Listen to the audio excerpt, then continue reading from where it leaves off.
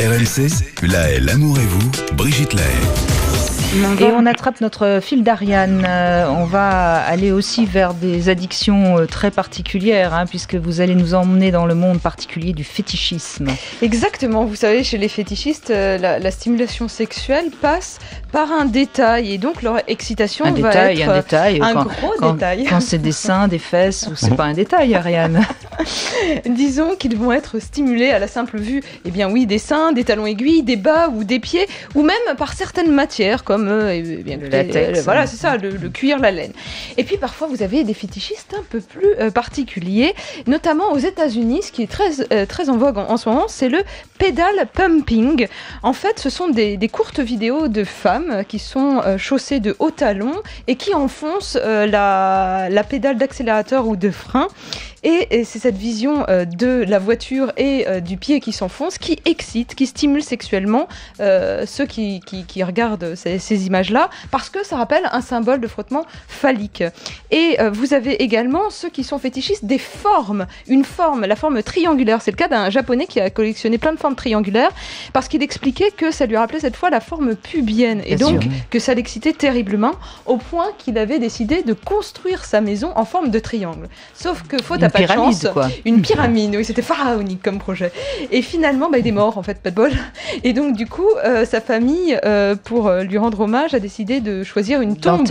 Exactement, une tombe en forme de triangle. Et puis après, je suis allée encore plus loin, Brigitte, et je me suis dit, qu'est-ce qu'on peut trouver chez les fétichistes ? Eh bien, il y a même des noms. Il y a l'asténéophile qui, lui, est excité quand il est malade. C'est-à-dire que s'il attrape un gros rhume, ça va l'exciter. Mieux encore, vous avez le mucophile qui, lui, est excité par sa morve. Vous êtes pas près d'être à la retraite, les thérapeutes, Didier. Vache, oui, non, là, il y a du nouveau quand même. Oui, il y en a. Il y a du lourd, comme on dit. Il y a du très lourd et il y a du très gonflé, c'est le cas de le dire, pour ceux qui sont fétichistes des ballons. Et dans ces cas-là, vous avez deux catégories. Vous avez ceux qu'on appelle les exploseurs, qui sont excités uniquement quand le ballon va exploser, et ceux qu'on appelle les non-exploseurs, qui, eux, ne supportent surtout pas que ce ballon explose et qui veulent voir bien gonfler, comme un grand sein, un gros sein bien dodu et charnu, ou un fessier plus rebondi. Ou les testicules, Ariane. Oui, c'est vrai, vous avez raison, j'y pense jamais. Parce qu'un testicule qui explose, je comprends que ça puisse faire peur. Oui. Je suis effrayé. C'est terrible. Bon. Ça me rassure, ça prouve que vous n'êtes pas fétichiste des ballons. Non, pas à ce point-là. Non. Vous en avez plein, les fétichistes du plâtre, des arbres, enfin il y en a dans tous les sens, à tel point qu'une équipe de Japonais là s'est dit, mais tiens, il faut peut-être aller voir ce qui se passe dans le cerveau de ces fétichistes. Et si tout ça se passait là-haut ? Effectivement, ça se passe là-haut, mais on l'avait jamais prouvé scientifiquement. Eux le font. Ils sont allés récupérer un jeune homme de 24 ans qui était fétichiste des sous-vêtements depuis l'âge de 11 ans, et ils ont décidé de faire une scintigraphie cérébrale pour voir où ça s'agitait, quelle zone était stimulée. Voilà. Des sous-vêtements, Et en fait, ce qu'ils ont vu, c'est surtout que le débit sanguin dans le cerveau du jeune homme était considérablement réduit dans deux zones particulières, dans les lobes temporaux et occipitaux, c'est-à-dire les régions latérales et postérieures des hémisphères et droit et gauche du patient.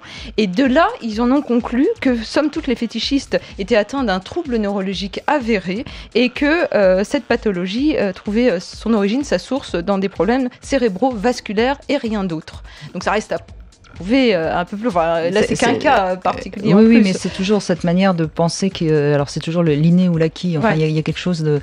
Moi, ça me fait toujours sourire quand j'entends ce genre d'explication. C'est l'éternel débat.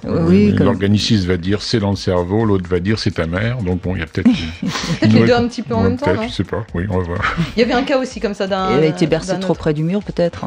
Moi, j'espère pas.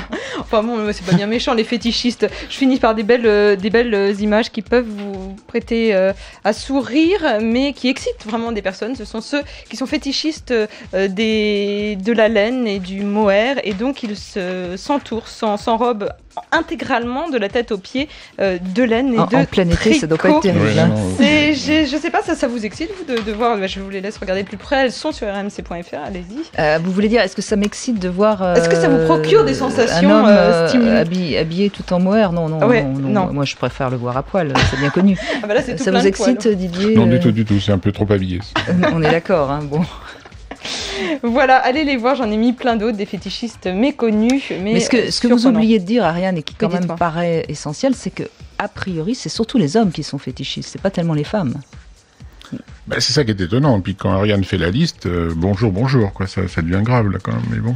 Chacun de cocher sa case. Mais parmi les fétichistes, là, la plupart du temps, ce sont des femmes, celles qui mettent les pulls en laine. Bien sûr, parce que c'est les hommes qui sont fétichistes. C'est les hommes qui demandent. Oui, mais est-ce qu'on peut pas être fétichiste en se mettant soi-même aussi les matières qui nous excitent? Non, on est dans le désir de l'autre là. Ah ouais, donc c'est un peu différent, en effet. Bon, écoutez, les femmes fétichistes, s'il y en a, qu'elles nous appellent au 32-16, allons-y. Exactement. Allez, merci Ariane.